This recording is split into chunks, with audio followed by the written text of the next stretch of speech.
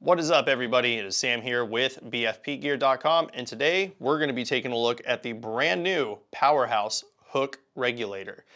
Powerhouse is extremely well known for making competition-style regulators that have all of the bells and whistles and all of the features that you need for your air system, because your air system is going to be one of the most important parts with your entire tournament-grade setup. And well, Powerhouse counterpunch regulators are super expensive.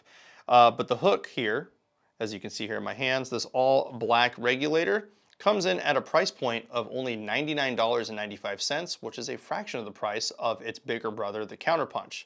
So what we're gonna do is we're going to crack this bad boy open, take a look at the inside and see what's a little bit different between the hook regulator, and we're gonna take a look at a counterpunch regulator. We're gonna see you guys and gals after the intro.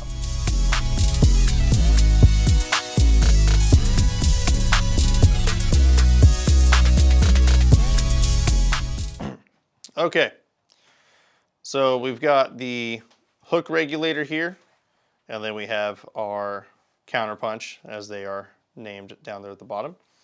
And then just initially, once you're looking at both of these regulators here, and the first thing that you will notice will be the top bonnets here, or the cartridges. And then when we look at the little pistons here, you can tell that they're different material. So the big difference is on the counterpunch, you're getting stainless steel and stainless steel. So it's just gonna thread into your marker better. It's just far better material, that kind of thing. This one's just gonna be aluminum cartridge and an aluminum piston. So it's going to be a little bit softer. So you might want to be a little bit more careful with this, because you don't want to forcibly thread in aluminum to aluminum and then possibly cross thread some stuff. The other thing that is really sweet just about this regulator is, I mean, it looks like almost an exact carbon copy of that counterpunch. So it's like you're not going to tell the difference until you look at like the little symbol or where it says hook or anything like that. But with that said, let's go ahead and just kind of take these apart a little bit, do a little bit of a dissection so we can go over all the differences here. So I'm going to go ahead and just take off each set screw here. Top ones are for the bonnet. That's how you adjust the rotation on this. So that way you don't have like fill nipple or a gauge snagging onto like your jersey or your gloves or something like that. And you typically find that with these higher end regulators. And it's really nice to see that kind of feature on literally a $100 regulator. So, but there are a couple differences between the cartridges besides the material. So let's go ahead and just pop all those off. The other thing that you get too is the low profile burst discs, as you can see here. They're damn near flush with the regulator, so I'm a big fan of that. Wish more companies would do that, I'm not gonna lie. Really like that. Both of these regulators though are gonna be preset to anywhere between 400 to 450 PSI, which is gonna work with a majority of the higher end paintball markers out there. So I'm gonna go ahead and take this one apart like this. And then it just literally threads apart. And I like to do this upside down because I don't want to lose any of the pieces or anything like that. And boom. So we got the whole bottom part of the regulator here that holds the burst disc, the fill nipple, and the gauge. We'll put those to the side. And then everything else will just kind of push out from that piston there. And there's your top bonnet. And then the bonnet itself, or the cartridge, you just push. And as you can see here, this is one of the big differences, and we'll get to it here when we take apart a counterpunch, is this is all aluminum, and you can see that the set screws kind of screw into the actual bonnet itself. In doing so, it locks it in place. And then you of course have that aluminum piston with the spring, and they still keep the wave spring. So the wave spring is what's going to get you that super consistent fill rate, which is really great. And then of course you've got your piston here.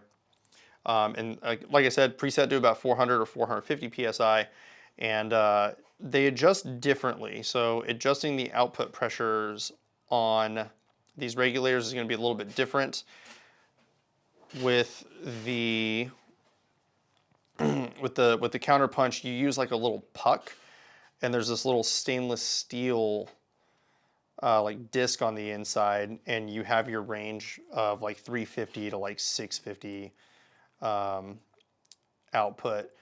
But with the hook, you're going to be using a shim stack, and unfortunately, this the shim stack is going to be sold separately, which is kind of a bummer. And they're not currently available, but they should be available at least in the near future. And of course, all this information and all of these prices that are being said are at the time of this video being made. So hopefully we can get that output pressure adjusted with the hook at some point in time. But the hook has a little bit of a wider variety. It can't go any lower, but it can go higher. It can go up to 850. So if you need like a higher pressure output for like an autococker or something like that, you're able to do that. So let's see, with all that said, let's go ahead and pop this apart so we can look at some differences here. I already feel this one's actually got a little bit more weight to it. All right. So as you can see here, you've got that wave spring, and the piston between the two is going to be the same. And then the material with the actual piston here in the spring, stainless steel, aluminum. And then this is one of my favorite things about the Counterpunch, but this is a stainless steel cartridge, and it has all these notches in here. So those screws actually notch in and lock this in place, which is something that I'm a huge fan of. But saving some money on like the material and stuff like that, and just having it kind of lock that cartridge in, I think isn't a bad, it's not a bad move. This is still a pretty easy regulator to take apart, as you've seen. And it's gonna be easy to do like maintenance on as well, which is fantastic. But you just have maybe a couple extra steps.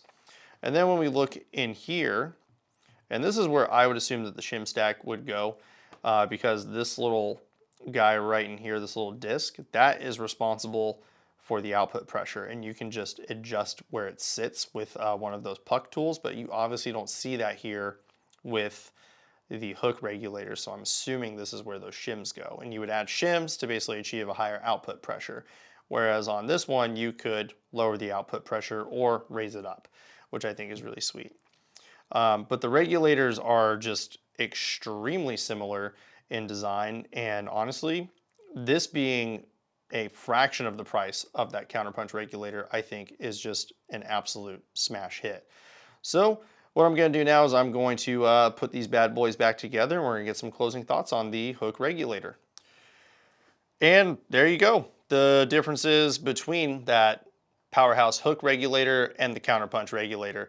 Now, of course, with a high-end price tag, you're going to get those crazy, awesome high-end features, but this hook regulator was definitely made with your budget and your wallet in mind, and you still get a lot of those high-end features just at a fraction of the price. It's almost 50% off, which is absolutely crazy. But again, to go over the price point on the Powerhouse hook regulator, this bad boy sits at $99.95 and is going to be an absolute must-have for any paintball player out there that is looking to upgrade their regulator, but they don't want to break the bank with something like the Counterpunch regulator. With that all said and done, well, if you need to upgrade your regulator, you do have your choice between these two. And if you need to pick one up, there's only one place to go, and that's going to be BFPGear.com.